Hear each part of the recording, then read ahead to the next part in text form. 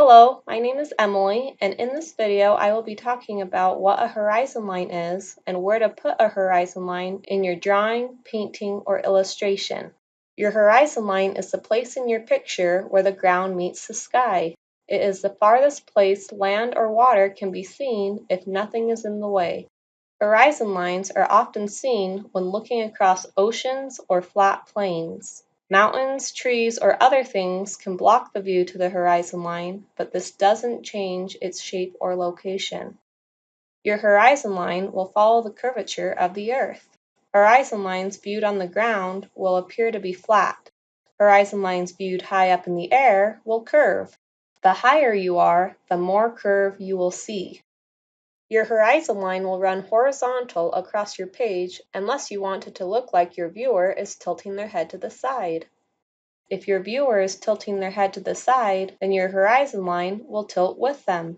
Having your horizon line in the middle of your page on your picture's horizontal axis means that your viewer is looking straight out into the distance. When your horizon line is higher than your picture's horizontal axis, it means your viewer is looking down. When your horizon line is lower than your picture's horizontal axis, it means your viewer is looking up. To remember this, just imagine looking up and down in real life.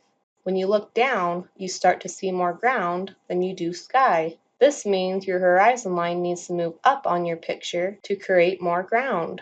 When you look up, you start to see more sky than you do ground, so you need to move your horizon line down to create more sky in your picture.